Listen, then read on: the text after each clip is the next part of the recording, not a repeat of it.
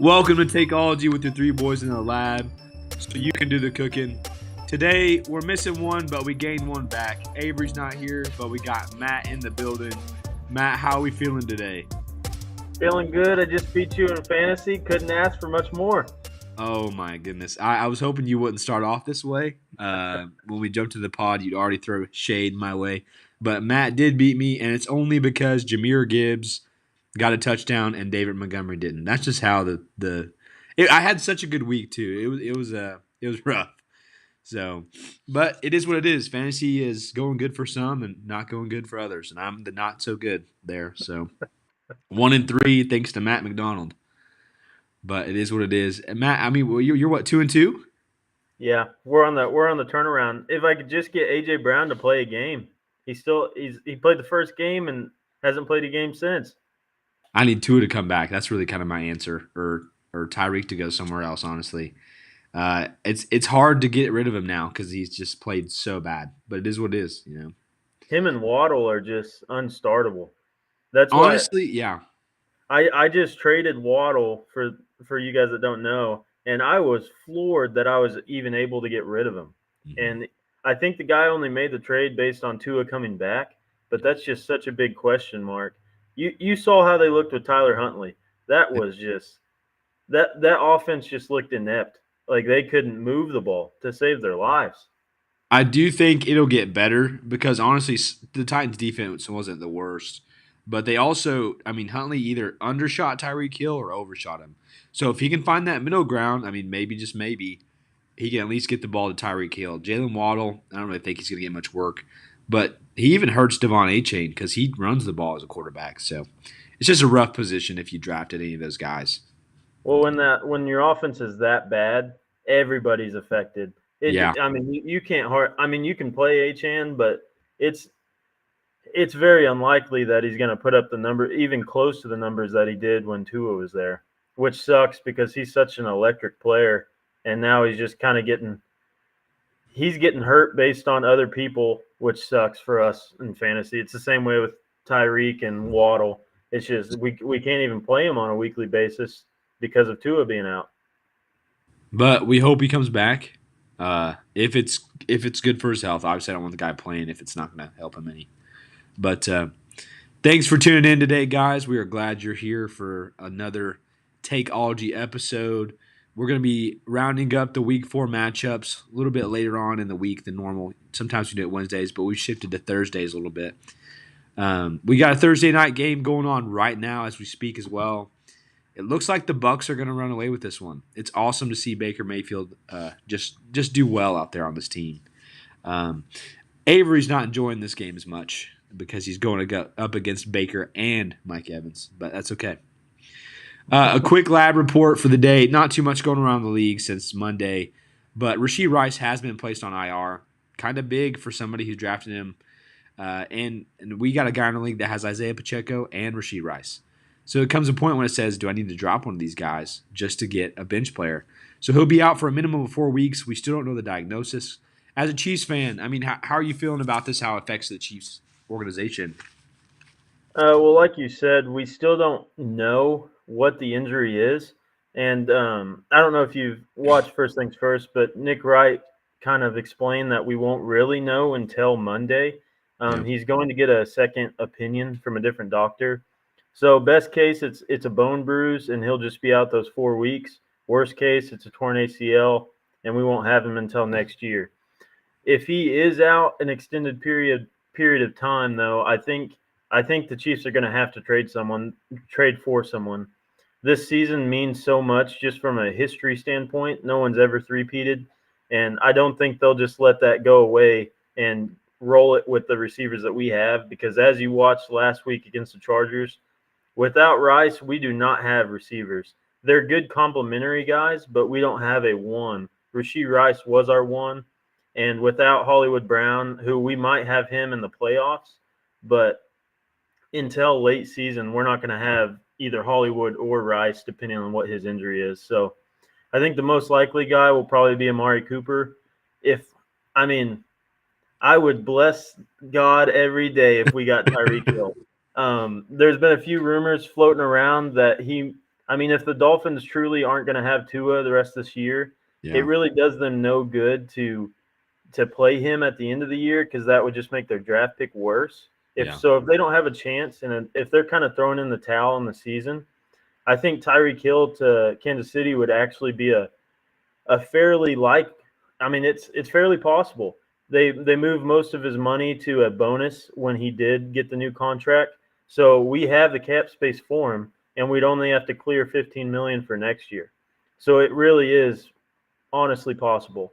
And we know what he did in Kansas City. We know how electric he was. He's been great with the Dolphins, but with a quarterback like Patrick Mahomes, he could absolutely tear defenses up like he used to. So if we could get Tyreek Hill back, that would be phenomenal. That'd be a And game changer for me too. Shoot, yeah. yeah, and I mean it's very unlikely for the Raiders to trade in division, but Adams is a possibility as well. He's probably going to go for around a second round pick plus a player, so that's really not too much capital for a player of his caliber. So if we could get the Raiders to trade in division, Adams would absolutely be a phenomenal ad as well. But there's also other names like DeAndre Hopkins. I wouldn't be super excited, but I mean, he would make us better. So, regardless, we're going to have to trade for someone if Rice is out for an extended period of time. But as the team is now, we can still win games. It's just going to be ugly, just like it was last week, 17-10. Our defense is so good that they can carry us. And with our new running back, Kareem Hunt, he looked pretty good for an old man. He did. He didn't look bad. I tried to get him on waivers, and for some reason, I had a kicker ahead of him. I'm very frustrated about that. But Matt got him instead. It was just a mistake. Okay, it was bad on my part. But Kareem Hunt does look good. He looks like he's the lead back there. So that's good for, I mean, somebody who could get him on the waivers, unlike me who messed it up there. But we don't know what the Kansas City Chiefs are going to do. They got to do something because this is a history kind of year for them. So it's like, why not invest?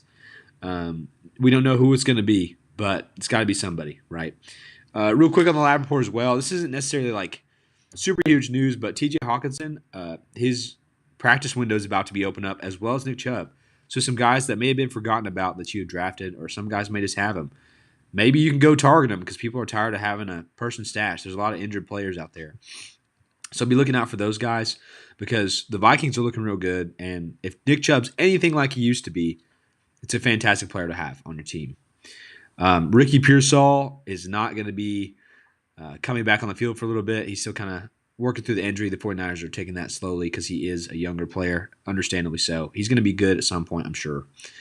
Other than that, I believe that's really all we have for the lab report. There's still a lot of injuries out in the league, and hopefully here soon some of these guys like Puka Nacua can come back, and I mean, CMC later on in the season if he does, right? They said it's tendonitis in both legs, I think. Right? Is that what it was?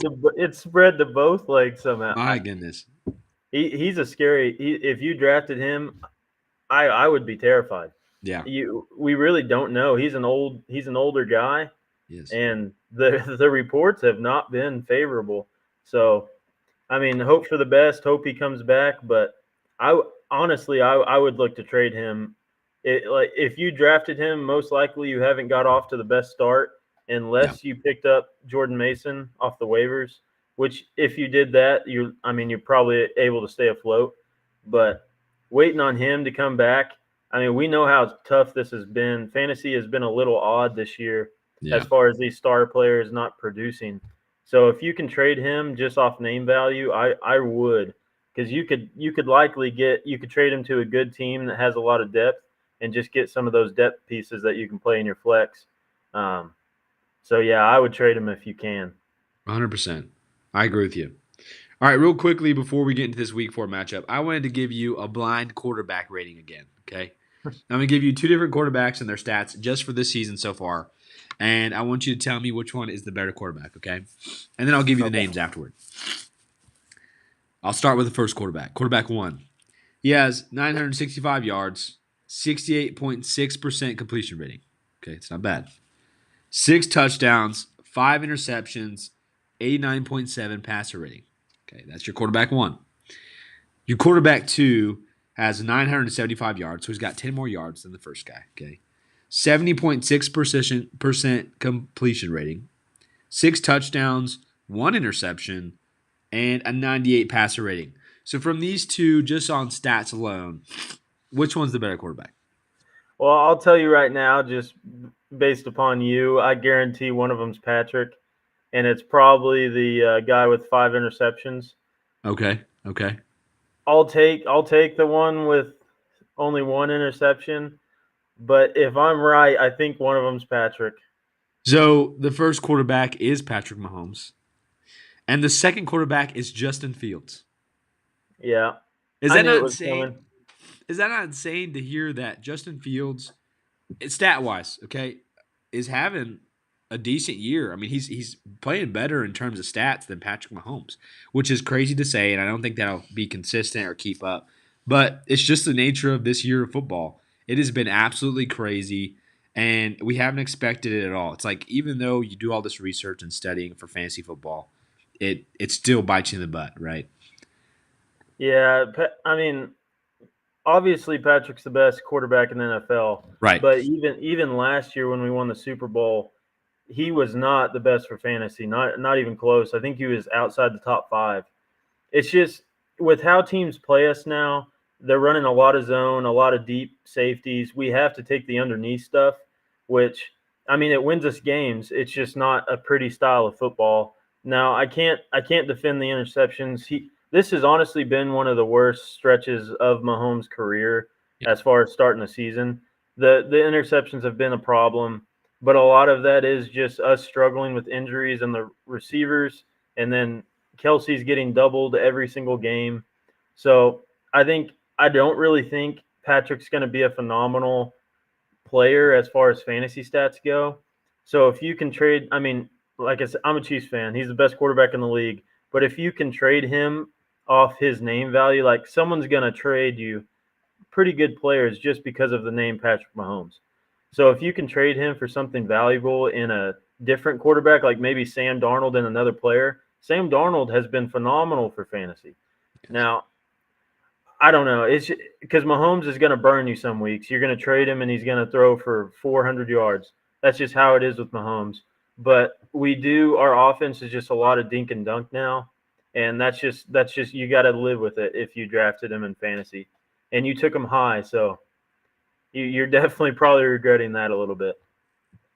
It's a hard situation, and I think it'll change, but it is what it is. So Justin Fields is a better quarterback right now than Patrick Mahomes. Okay. No. We'll take a step back, I guess there. But speaking of Justin Fields, we're starting off with Week 4 recap. Last few games, we're talking about the Steelers Colts. I wish Avery was here to discuss this game because they were supposed to go 17-0, and they're 3-1. They lost to the Colts. Didn't see this coming. I actually had the Steelers winning this game. But Justin Fields didn't play too bad. He had 32 fantasy points, which is fantastic, which shows you he's kind of a fantasy relevant player just because he's dual threat. But the biggest part of this game that I wanted to focus on was Anthony Richardson's injury. And obviously, Jonathan Taylor also had a high ankle sprain after this game, so a lot of people are looking for Trey Sermon. Don't know if he's coming back or not. I don't know about the reports. Anthony Richardson should be good for this next week. But honestly, I want to throw this to you, Matt.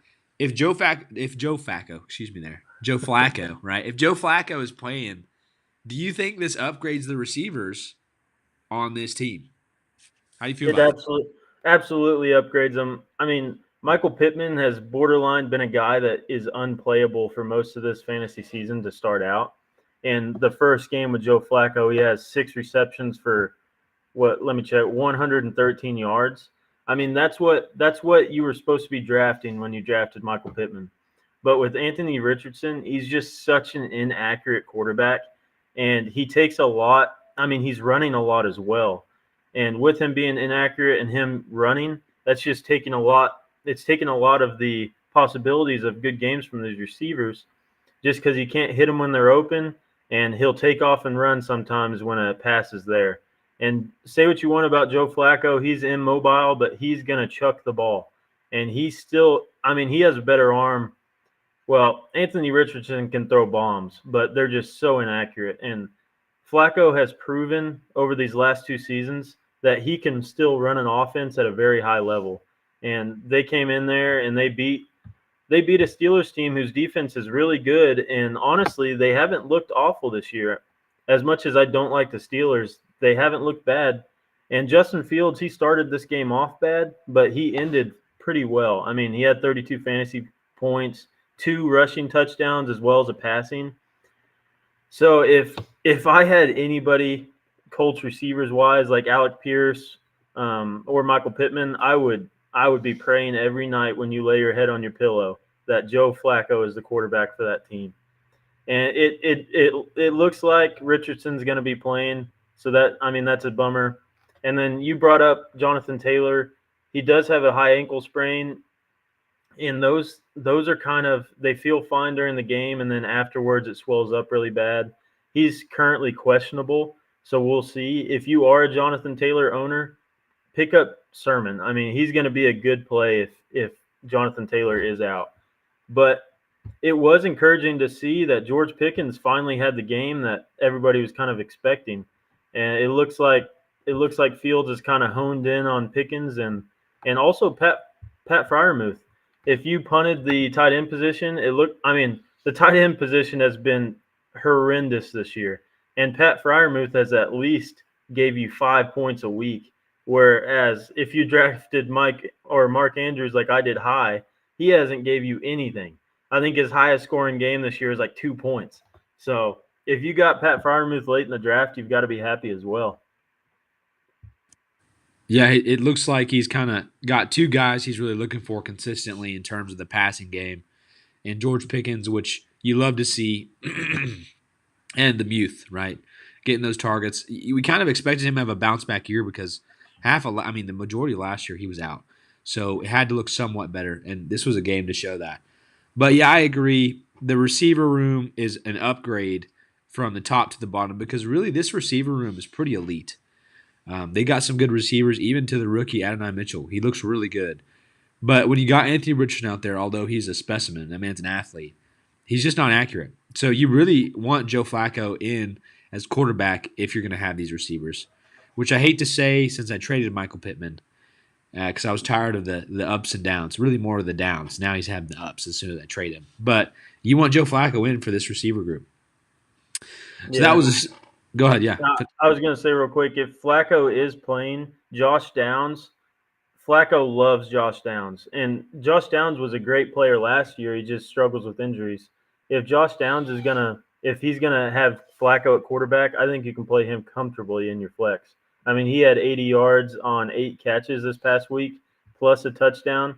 If you're getting even close to that in your flex position, you're ecstatic. 100%. Josh, and he just came back too, so it's good to see that he's kind of even looking better that way. So be on the lookout. Look out for those receivers. Alec Pierce, I think, will thrive more with Anthony Richardson as quarterback just because he's such a deep threat guy. But Michael Pittman and Josh Downs, Joe Flacco, for some reason, likes to hyper focus on certain guys. I mean, he did it with David Njoku and Amari Cooper when he was in the Browns, although that's all they had too. So, but this next game, the Jaguars versus the Texans. Texans win 24-20. The Jaguars are just not getting it done. They are 0-4. When you thought that this was the year that they were going to kind of be competitive, it's been interesting to see that. One thing I wanted to touch on the Jaguars side, Tank Bigsby really is kind of eating into Travis Etienne's carries. It's kind of interesting to see, and honestly, I think Tank Bigsby is doing a better job in the run game. I mean, the passing game, Travis Etienne really is good. They run some good plays for him. But we finally kind of see the emergence of Christian Kirk in this game, which was good. It was. I feel like he wasn't doing anything, and now he has. Brian Thomas has again done well, and he's kind of the guy there. They don't have Evan Ingram. I don't think he played in this game, but hopefully he should be coming back soon. On the Texans side, it was interesting to see that Cam Akers didn't lead in fantasy points in the running back position, but he did get the majority of the carries when Joe Mixon's out. He'll become irrelevant when Joe Mixon's back. But the biggest part of this is that Nico Collins is a dog. He is the number one guy out of the 3 targets out there. I hate to say this because I played him this week thanks to Matt. He got a good trade in, and it helped him out substantially. He had almost 30 fantasy points on half PPR. I mean, I'm sure in full PPR it was 30. But CJ Stroud's such a good quarterback. You can rely on at least one of these receivers, and that receiver for sure is Nico Collins. So I want you to kind of touch on that because you got to experience the excitement there. So Dude, it's phenomenal. It honestly is like Nico Collins is his first read and his second read. He had 15 targets in this game, and I really don't think there's a receiver on this team that can even challenge him as far as targets go. Now, Stephon Diggs has proved me wrong. He's been a very viable fantasy player this year. But as far as the number one alpha, it's Nico Collins, and it's unquestionable. He's like a guy he could be number one overall in receivers this year just because of Tyreek's struggles. Jamar had a slow start. Jefferson and him are just really close together.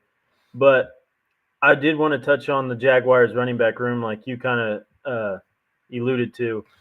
I mean, the carries are still going in Travis Etienne's way, but 11-7, that is not the kind of split that you want to see if you draft. Because Travis Etienne, he was a second round pick, and you just don't want to see him getting his carries 8 like that. And honestly, Tank Bigsby looks like the better player. He really does. He's more explosive. He does have less carries, but on the carries he does get, he looks like the better player. Now, I'm not Travis Etienne's still going to get the goal line touches and all of that, but Bigsby is an actual threat to Travis Etienne's fantasy value this year, which is it's sad to say if you do have Etienne, but that's just how it goes. They've been wanting Bigsby to do this the last 2 years, and it just hasn't panned out, but it's finally working out for him. And you kind of talked about it already, but Brian Thomas Jr. He's the number one on this team, and you got him late in drafts, and that is just phenomenal because that's a depth piece that you can trade or you can utilize in your flex. He might even become a guy that you can play in your receiver 1 or 2 spot.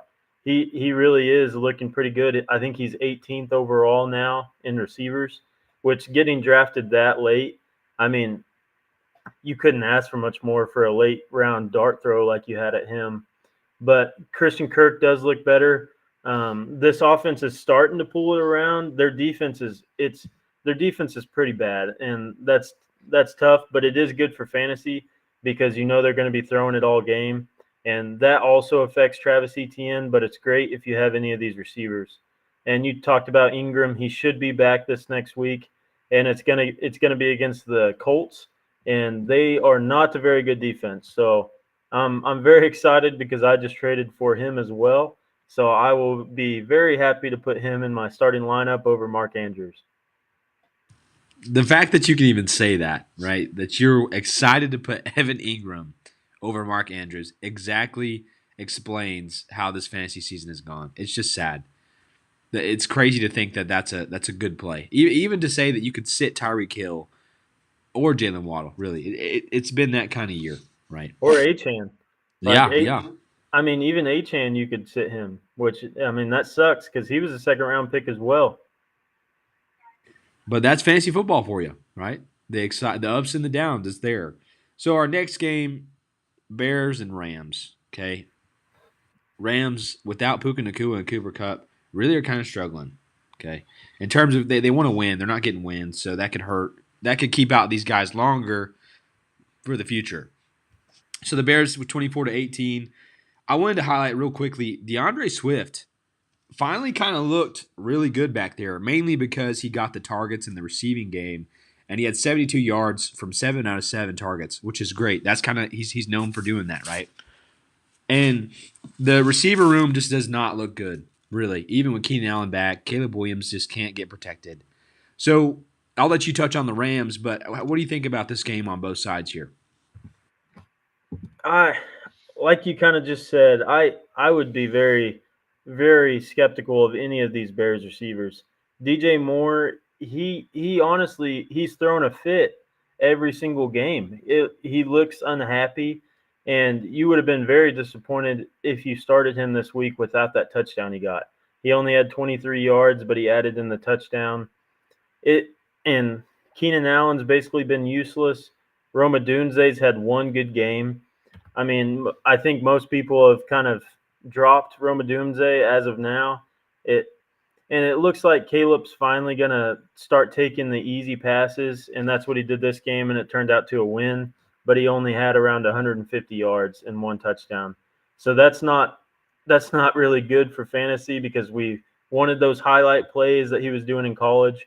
But as far as winning games in the NFL, this is what he's going to have to do, starting out like he is. But DeAndre Swift, he finally did look good. He averaged 5.8 yards a carry, which is just a godsend from what he's been doing this year. And the 70 yards through the air, that's almost half of Caleb Williams' passing yards. So if he's going to get a lot of those passing yards, it looks like at least you can kind of justify the pick you made and draft him. He was like a fourth or fifth round pick, and that's the dead zone for running backs. But if he can keep this up, I mean, it looks like you're at least happy with his production. On the Ram side, it looks like Jordan Whittington has kind of passed Tyler Johnson for that slot receiver role, which is good. I like Jordan Whittington. He was the rookie that got so much buzz during camp. So if he can keep that up, I mean, I know he was a waiver ad this week, but if he is on waivers for you still, I would give him a look because if he's going to run that slot position, it's been a position that has produced fantasy points over the years for the Rams. And Kyron Williams still did Kyron Williams things. You can play him on a weekly basis. He's going to get everything, so just keep playing him with confidence. But the receivers, it's a little dicey on who's going to get it during each week without Puka or Cup. Yeah, Matthew Stafford likes to spread that ball around without Puka and Cooper there. I mean, he when they were there, at least you knew it was going to two guys.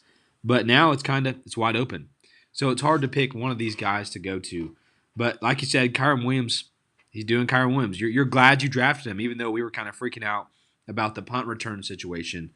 But it looks like he's doing just fine, right? And it seems that he's reduced that a little bit because they know it can bring in some injury. All right, we're going to go to a game that was so exciting to watch and really is kind of the buzz right now of the rookie group and football, right? Jaden Daniels looks so good.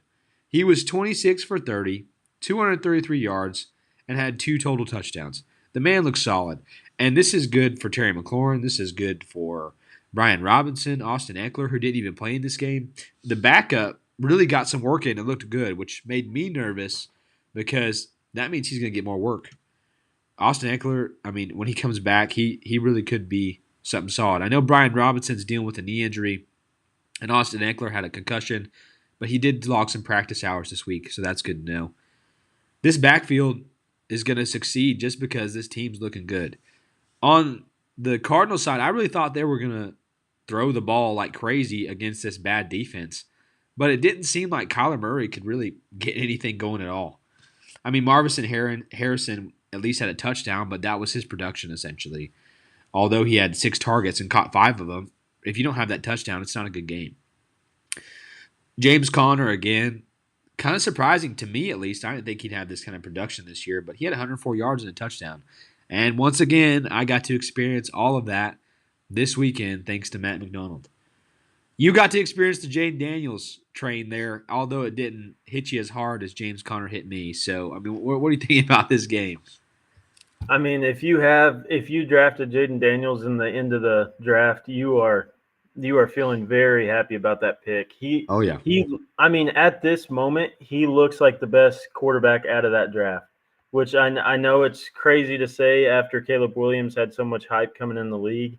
And Caleb Williams probably is the better future quarterback, but as of now, Jaden Daniels is looking phenomenal. He's a guy that's going to complete most of his passes. He was 26 of 30 this game, and he is just a terrifying runner.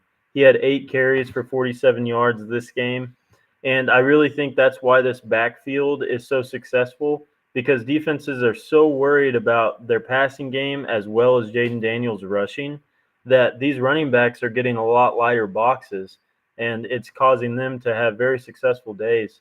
And you're right, the backup did look good. The McNichols kid, he had 2 touchdowns on limited carries, and if he's going to be that explosive, I think he could take Eckler's spot, which does stink if you drafted him late. But I mean, Eckler did put up production as well when he was playing consistently, so he might come back and assume the same role in the passing game, and it'll be perfectly fine. But McLaurin, Jaden Daniels coming there, this is the best thing that's ever happened to him. Terry has never had a good quarterback there in his time, and he's just one of those receivers that's just such a good guy. So it's great to see him succeed. But Jaden Daniels is focusing on McLaurin, and that is phenomenal if you drafted him. Because me and you were kind of talking about early in our shows here that we think Terry could be like a top 15 guy. And if this offense keeps succeeding in this way, I really think he could be the top 15 guy with how many deep shots they throw his way. I mean, that's he's going to have a great year. On the Cardinals side, this was a very weird game because the last couple of games Kyler has not looked that good after he started the season off so hot. The only guy you can really count on a week to week basis is James Conner, which which is a crazy thing to say for a running back that's as old as he is. He's only had 1,000-yard rushing season, but he looks phenomenal this year. And Marvin Harrison does look good, but the connection, the offense in general just wasn't looking great, and it may have been a product of McBride missing this game. So I wouldn't overreact or anything, but their defense is so bad that they're going to have to be chucking the ball. So I think you can feel comfortable with these Cardinals players. But this game was just odd because the Commanders have a bad defense and they couldn't score over 14 points on them. So it was a little weird because you were expecting Kyler to have a great week and he just didn't perform for you. No, I agree with you. I'm loving the Scary Terry production. It's about time. I mean, he only had 52 yards, but he's getting the work. He's the number one guy out there. Although they have some decent receivers. They're not nothing crazy, but they've got at least two good tight ends that they can get the ball to. This team offensively looks really good, and it's kind of fun to watch them. And I'm sure the Cardinals will begin to turn it around. I mean, Marvin Harrison has shown us that he is a good receiver, and he can get it done. So we'll see that change sooner than later, I'm sure, in terms of how the Cardinals play. Next game, 49ers played the Patriots 30-13. I don't think anybody thought the Patriots would win this game. But Brock Purdy, again, is looking good, even without Brandon Knight. Well, not Brandon Knight. He would play, but it doesn't feel like he did, right? That Debo and George Kittle. Did Debo play this game? He did, yeah. Okay, so that makes a little bit more sense. And Kittle did play this game. All right, well, there it is. That makes sense then. That's why he looks so good. He had his Avengers around him. But again, we've seen Jawan Jennings pull through. I mean, you had Jawan Jennings, but you just got rid of him for you traded rocks for gold, it felt like. Obviously, the Patriots side, we don't have much to talk about here, but how do you feel about these 49ers as a Chiefs fan? I know you have some hate towards them a little bit. Yeah, I mean they are what they are. They're going to have a good offense. Their defense has looked a little lackluster this year, which is odd because we've just become we've just expected them to have a top tier defense every single year just because of how many high profile names they have. But with everybody healthy, this offense is terrifying and they can beat anybody in the league. But like with that being said, Kittle's injury prone. They're still without McCaffrey. Debo's injury prone. So you're kind of just if you have any of these 49er players, you're kind of holding your breath every week because you're scared of an injury. So if I had any of them personally, I wouldn't mind just trading them at their highest value before they get injured again. So you kind of just don't have to worry about it. But if you do have any of them, they perform on a week to week basis. Brock Purdy, when he's got his guys around him, he does look good. And I will give him credit. He looked pretty good last week without all the guys around him. So we'll just see. I mean, they're gonna put up points for you. So if you have these 49er guys, you're gonna be happy every week. I kind of wanted to touch on Ramondre Stevenson because he started off the year great, and now he's just having a. I mean, it's a tough go. This Patriots offense is pretty terrible, and he only had 13 carries for 43 yards. Their offensive line's awful, so he's not getting the big holes to run through. He's not been as involved in the passing game as you would like to see. He had 4 catches this game, but only 19 yards. This offense is it's just terrible. And it's hard to play anybody with any confidence on a week to week basis when the offense is this bad. I would love to see them get Drake May in the fold now that they've played some of their better competition with the schedule getting a little easier. I think Drake May would make this offense better. And I think it would make Stevenson a guy that you could play with more confidence on a week to week basis. Yeah, I have him in my dynasty league, and it seems that Antonio Gibson, even the coach has kind of expressed that Antonio Gibson might begin to get a lot more work. He's not a bad running back, and he's really good in the receiving game. So it seems like because they're down so much, it's like why not put a guy in the backfield that's a threat in the air too. So I mean, Ramondre Stevenson, just because of fumbles and ball security, he's kind of lost a role there. You hope that that changes because you drafted Ramondre Stevenson in the middle round so he could be something special. But this team is when you're on a bad team, it's hard to have a good fantasy player. That's why a lot of these guys on the 49ers do so well is because they've got a good team surrounding them. So I know Brock Purdy is one of the leading passers in passing yards this year in terms of top five. So you hate to see it, but I'm glad he's doing well, right? I mean, I'm not a Brock Purdy believer, but I think I have to start to be in some form because the guy's just kind of he's doing it. All right, we'll talk a little bit about some Raiders Browns. The Raiders are going through a little bit of a transition here.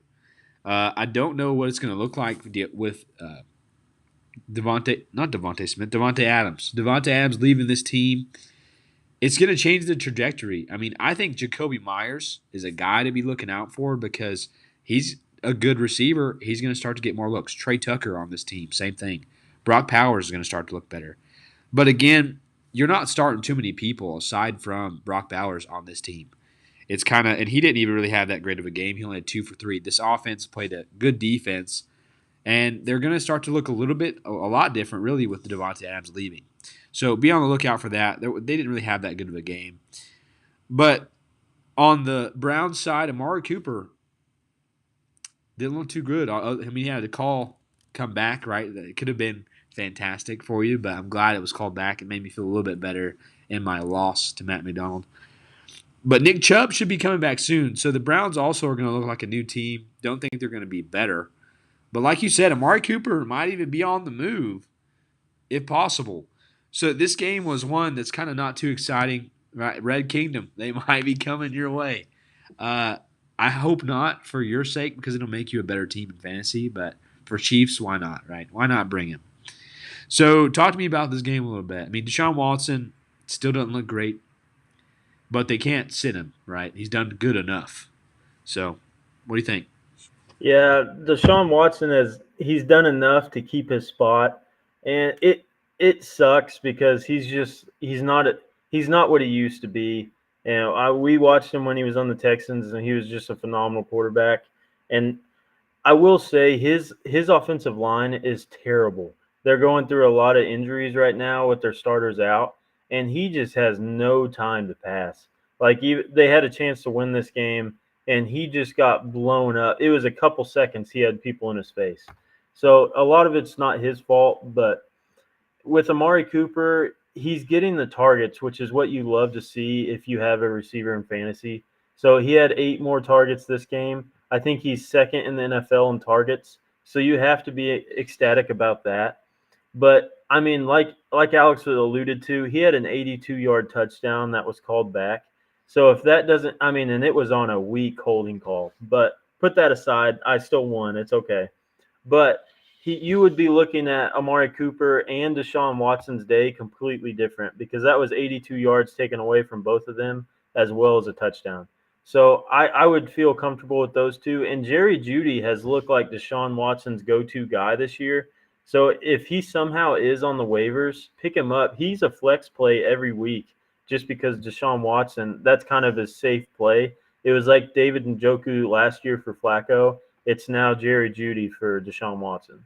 And on the Raiders side, it's tough if you're a Raiders fan because Adams is going to be leaving. Gardner Minshew has been struggling, which you hate to see it because we all like Gardner. He's got a sick mustache, but he has truly been struggling.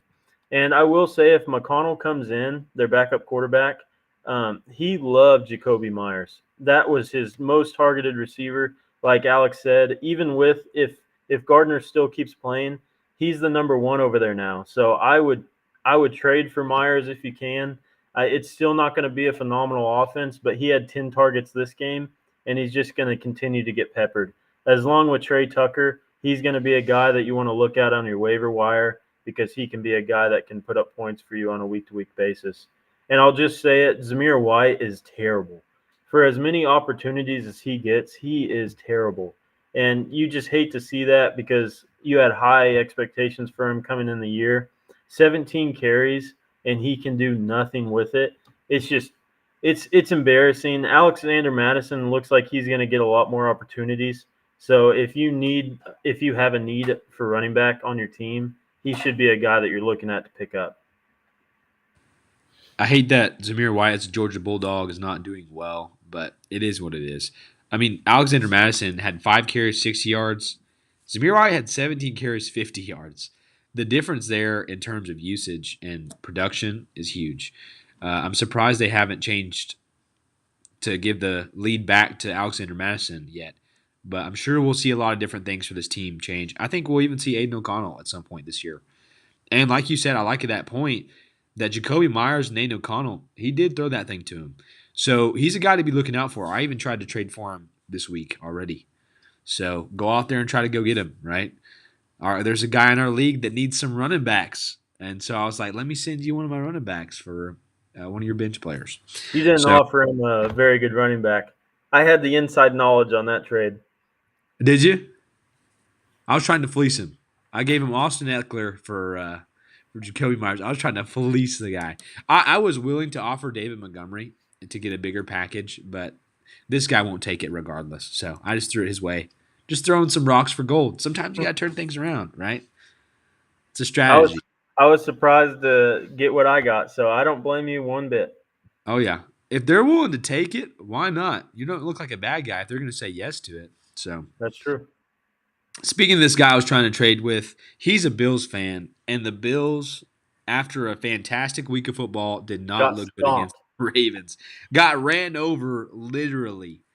Derrick Henry looked phenomenal. I am so thankful I was not playing him. If I had him on my team, that'd be the only way I'd be excited about this game. The man had 199 yards, a touchdown, and a touchdown through the air. Absolutely insane It play. sounds like a quarterback stat. It It really does. does. It's kind of crazy. 24 completions, right? 199 yards. But the one thing that sucks about this Ravens team is because they are so good on the ground and that is their game plan. The receivers hurt from it. Even I mean, Mark Andrews had 0 fantasy points. Did he have a target? He He had had one target. That's one crazy. target and he dropped it, and it would have been a pretty good completion, but he just tried running too. He was just so excited to get thrown the ball that I think I think he just dropped it on accident. He was so happy to be open that he got a little too excited. I would have done the same thing. So it is what it is. But this team is truly a run focused team. And if they get up, we've talked about it before. If the Ravens get a lead, they're going to run you down until they win the game. So really, it's a thought process to say, do I need to trade some of these receivers for somebody better based on name alone? Right? I've got Zay Flowers. I've thought about that. Shouldn't have traded for him in the first place, but it is what it is. On the Bills side, they just didn't look good. It's hard to kind of. I mean, they just this is a good Ravens defense, and they just got kind of pummeled and lost the air. What do you think about this? I don't think you can overreact too much if you're a Bills fan. They had a phenomenal 3 game stretch, and they just got. I mean that 90 or what was it, like an 86-yard touchdown run at the beginning of the game. That's gonna just deflate your team, and it really doesn't set you up for success the rest of the game. And like you said, when the Ravens, if they get up early, they are gonna run the ball down your throat. And I'll be the first one to say I was wrong about Derrick Henry. This offensive line has finally put themselves together, and he looks great. And if you have him, you got a pretty good discount on him. I think he was going in like the late third or fourth. So, I mean, you're ecstatic about that. But like you pointed out with the Ravens, it's so sad to have anybody as a pass catcher on that team because you're just at the will of the game script. If they get ahead, you're gonna be set for a disappointing game from any of these pass catchers because they're just not gonna throw the ball. And even when they do throw it, they spread it around to everybody. And their receiver this game was Justice Hill, the running back. So I mean, it's even Isaiah Likely, who's the second tight end over there. His past couple games have been terrible as well. So you're just disappointed if you have any of these guys on the Ravens as far as pass catchers. And with the Bills, James Cook looks to have had that phenomenal week against the Dolphins, and then he's kind of came back to earth to what he was last year. He's a good running back, but he just doesn't get into the end zone consistently. And then on the receiver side of it, it, it looks like Khalil Shakir is the one, and then you can play Kincaid. But other than that, it's kind of hard to know who the ball is going to go to on a week to week basis. So I think you can play Shakir in your flex and feel pretty comfortable with it. But other than that, on the receiver side, I wouldn't feel comfortable with any of them. And then Josh Allen will bounce back. But he's phenomenal for fantasy, so don't worry about that at all. He's been like a Gabe Davis from last year when he had 22 and then 2 and then 22 Yeah. again and then 3. I mean, Josh Allen's going to get his, so it's not something you need to worry about, obviously. James Cook has kind of been interesting that he kind of fell off there, but that's kind of who James Cook is. I mean, it's part of his game. This receiver room is interesting, to say the least. I do think it is Khalil Shakir in terms of the lead guy, but when they're down, the ball's going to go to all of them. You know, it's not going to be to one specific guy because that's not what they're structured to be. There's no number one receiver. So it's an interesting team, but the Ravens are hard to. If you got Derrick Henry, you're happy. If you got anybody else on the team other than Lamar and Derrick Henry, you're kind of in a bind just because of how this team operates. Speaking of another bind because of a team, the Dolphins, we're in a tough position right now because Tua just needs to come back, honestly. That's all it is. Tua needs to come back. Tyreek Hill had 19 yards with 3 carries, 4 for 7, 23 yards. Just awful from a guy that you drafted in first round. It's just sad. Jalen Waddle wasn't any better, 4 for 6, 36 yards. And Devon Achane didn't do anything. We thought maybe Tyler Huntley would be better, but it just didn't work. So, Matt, talk to me about this game a little bit here. What you got? Like we said at the beginning, you can't start any of these Dolphin receivers. And that's really tough to say because depending on your draft, Tyreek Hill was going 2, 3, 4. He was one of the top 5 guys, and I know Alex knows this firsthand. It just kind of ruins your team, honestly. And it's not anything by your doing. It's just an injury, and we've had plenty of them this year. But Tyreek Hill and Waddle, I know it's tough, but you have to bench them or you have to trade them until Tua comes back or Tyler Huntley. I mean, this was his first game on as far as a starting quarterback, so you might give him one more week just to see what they look like. But if he puts up another game like this, I would trade him in a heartbeat. I already traded Waddle, and I don't regret it one bit. You're probably going to get burnt some weeks if you do trade them because Hill is just so explosive. But it's just you can't expect anything from him. And they even tried to give him manufactured touches with the runs, and he was getting short passes as well. But it just doesn't. I think you saw on the deep passes that were open, Tyler Huntley just doesn't have the capability of completing the pass, which sucks. But it's just kind of the state we're at. And Achan, with the state of this offense, with them not being a threat at all to pass, they are stacking the box. And you saw it turned out to him averaging 1.5 yards per carry, which is just terrible. It's worse than Zamir White, it's terrible to say. Now on the Titan side of it, you really can't play anybody over there besides Tony Pollard. You, I personally, I was hoping that Will Levis would have a better year because that would make Tyler Boyd, DeAndre Hopkins, Calvin Ridley, that would make them all relevant players because they do have a pretty good receiving core. But Will Levis is he's just bad. And with them going into the bye week like they are, I wouldn't be surprised at all to see Rudolph be named the starter. He's at least capable, and he's not going to make the stupid mistakes that Will Levis makes on a week-to-week basis. Will Levis is good for a meme, and that's about it. But Tony Pollard, he has been pretty surprising this year. He's kind of what you were wanting last year when you drafted him so high. So I think you can be pretty happy with Tony Pollard's production. But other than that, I wouldn't play a single Titans player unless you wanted to take the risk with Calvin Ridley.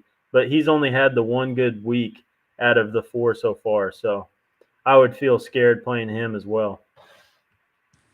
He is currently on my bench, obviously because it's a bye. But I mean, that's kind of what you expect from Calvin. Really, it's a good game, a bad game.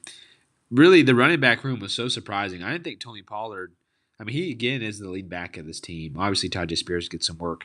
I don't know. How do you feel? Do you think this team gets better with Mason Rudolph in terms of receivers than Will Levis? I mean, what do you think? I don't know if they necessarily get better. I think they'll have more. I think they'll have more catches just because Rudolph's a little more accurate. But as far as like the deep shots and where the fantasy production actually comes on these deep passes, I think Will Levis is your best shot there. He might not be accurate, but he's going to be chucking the ball. So especially with Calvin Ridley, that helps him tremendously. But if Rudolph is the starter, I think Hopkins gets a little bit of an uptick just because he's the middle of the field guy. You hate to hear that as somebody. A lot of people believed in Calvin Ridley this year, had him as a high guy to take. So it's kind of interesting to see how that goes. Well, our last game on the slate was our Monday Night Football, which was such a good game. Obviously, the Titans game and Dolphins game was also on Monday night. They had a doubleheader, but this was the game to watch. Okay, Geno Smith had some career highs, 395 yards through the air. Now, you would have thought that that went to all the receivers, but really it just went to DK Metcalf. Jared Goff even now has more receiving touchdowns than many of the people in this league that we drafted as receivers. I don't really want to talk about this Lions side much. I'm going to let you touch on it because it hurt my heart on Monday. So, Matt, what do you got? It, now, I will say you did lose, but you have to be happy with David Montgomery's production this year.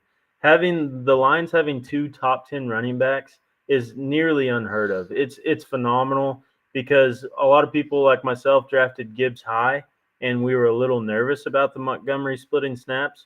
But they're both top 10 guys. So drafting them where he was, you're still happy, and it's just they're both great, so you can't really be mad. This game just happened to go my way. I was playing Alex, and he had Montgomery. I had Gibbs. Gibbs happened to get the second touchdown. They both had quick touchdowns early in the game, and then Gibbs just happened to get another, which I was happy about. I know Alex wasn't, but if you have either one of those running backs, you have to be ecstatic with how this year started. As far as the receivers go, Laporta finally put up a little something. He had 4 catches for 53 yards, so that's a little more exciting to see. But Jameson Williams, he is just he's go big or go home. He had 2 catches for 80 yards and a touchdown, and most of those yards came on the touchdown pass. So he's been. I mean, you drafted him late, so you're happy with his production you got this year. Um, and then Amon-Ra St. Brown, he didn't have a phenomenal game, but he's still consistent. He had 6 catches, 45 yards, and a touchdown. So you're happy with him as well. And Jared Goff, I mean, he set the record for most consecutive completions to end the game and a receiving touchdown. So I mean, hopefully this gets Jared Goff to play in the way we thought he was going to play coming into this year, because I know a lot of us picked him up. We're calling him the Dominator, and he just started off the season pretty bad, but he played pretty good this game, so that's good to see. And like you were saying, Geno Smith looked phenomenal. And as much as I hate him throwing the ball to Lockett, I mean, they looked good, so that's great to see. And Kenneth Walker, coming back from that injury, I think a lot of people kept him on the bench, and that was a huge mistake. 3 touchdowns, 80 yards on 13 carries. This was a great Lions defense that he was rushing the ball against, and he looked phenomenal. So that's super exciting to see. And then even if you have Zach Charbonnet, he looked pretty good this game as well, and they're kind of a complementary backfield. He only had 2 carries on the game, but he had 5 catches for 36 yards. And if you're in a PPR league, Zach Charbonnet is a guy that you can play in your flex just because of how many catches he's going to pass on each game basis. And if he's in PPR, I mean, that's a point per catch. So you've got to be excited about that. DK looked great. No one can guard him. Jackson Smith-Njigba, he didn't have the yards you would hope on 8 catches, but he had 12 targets. So you're super excited about that as well. Hopefully Jackson can just build on this and start to take that number 2 receiving role from Tyler Lockett. If Geno Smith is passing that many times, you can be nothing but happy for each receiver on this team because really from the top to the bottom, I mean, including Jake Bobo, honestly, they're good receivers.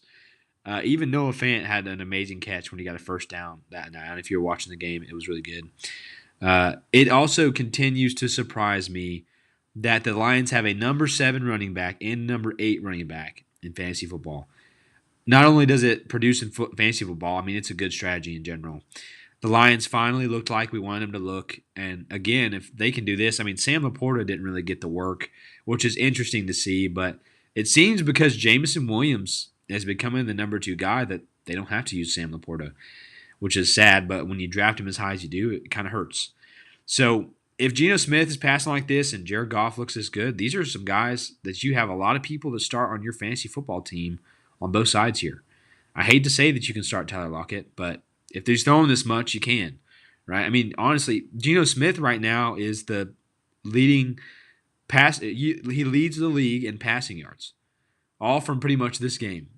So who would have thought that in week 5 almost, Geno Smith is leading the league in passing yards? It's wild. It's wild to say, but good for him. Good Yeah, for yeah. him.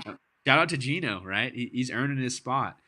I mean, I figured they'd pass the ball more just because of the new offensive coordinator and stuff like that, and the new coaching switches. It looked like they would become a kind of high octane offense, anyways. But we'll see how this pans out. I mean, it's only week 5 this week, and it can all change super fast. We've already had a ton of injuries, and I'm sure the injuries will continue to come. It's no doubt. But it's hurt a lot of us, I'm sure, as you guys feel the pain out there, as we both feel the pain. It is what it is. But that was our last game on the week 4 roundup.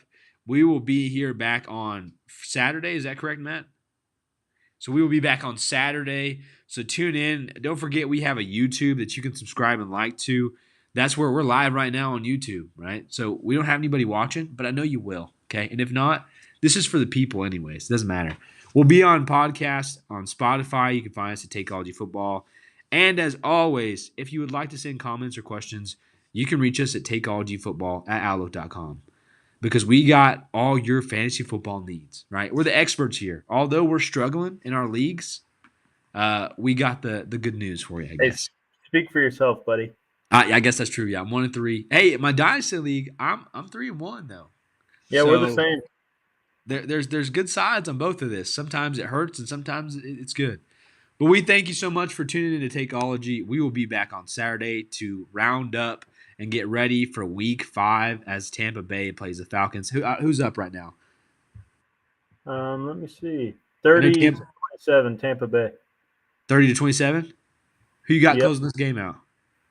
Tampa Bay. They're on the Atlanta 30-yard line, so I would say they're going to score again. That Baker Mayfield. Say what you want about him. He's looking phenomenal this year. He really is. He And does look good. even Kirk Cousins, he's kind of started the year off slow, but he's looked pretty good this game. Kirk Cousins currently has 385 yards passing. No way. With 3 touchdowns as well. That's insane. Hey, Kyle Pitts finally putting up a good game. 6 catches, 83 yards. But after, I know after Avery sat him.